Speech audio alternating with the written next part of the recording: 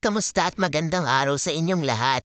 Sa strip na ito, tatalakay tayo sa isang napakahalagang isyu na napagdaranan ng mga kababaihan matapos mga Ito ay ang postpartum. Una sa lahat, ano nga ba talaga ang postpartum? Ito ay ang mga emosyonal at pisikal na pagbabago na nararanasan ng isang babae matapos ang pagbubuntis at kapanganakan ng kanyang anak. Maraming kababaihan ang nakakaranas ng mga problema sa kalusugan pagkatapos mangganganak, gaya ng pagkapagod, pagkawala ng gana kumain, labis na pagkahina, pagkabahala, at pagka-depressed. Ang postpartum depression ay isang malubhang kondisyon na dapat nating bigyang pansin. Ito ay isang estado ng malalim na kalungkutan at pagkabalisa na nakaaapekto sa isang ina pagkatapos manganak.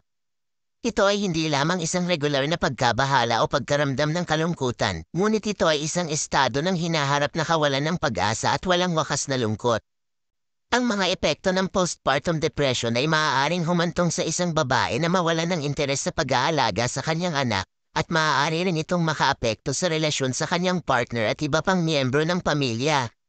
Kaya dapat nating bigyan pansin at suportahan ang mga babaeng nagdaranan nito.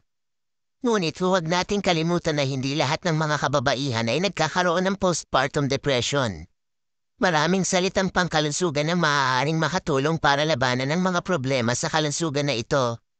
Ilan lamang sa mga ito ay ang paghinga ng malalim at pagsasanay ng self-care tulad ng malusog na pagkain at regular na ehersisyo. Bukod dito, ang ibang mga kababaihan ay humihingi din ng tulong mula sa mga profesional na doktor o mga espesyalista sa mental health.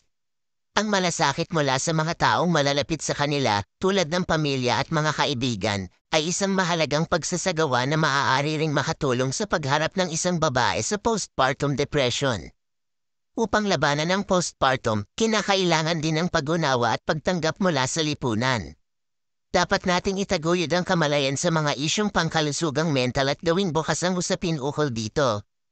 Sa ganitong paraan, tayo ay nakapagbibigay ng oportunidad sa mga kababaihan na kumilos, humingi ng suporta, at makakuha ng tamang pangangalaga at tugon na kanilang kinakailangan.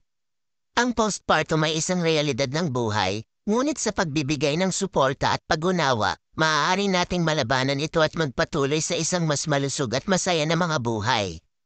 Salamat sa pakikinig. Mangyaring alagaan at bigyan ng pansin ang mga kababaihan na nakakaranas ng postpartum.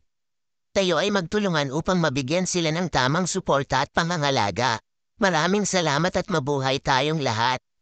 At kung nagustuhan mo naman ang video na ito, paki-thumbs up naman dyan at paki-subscribe ng ating YouTube channel.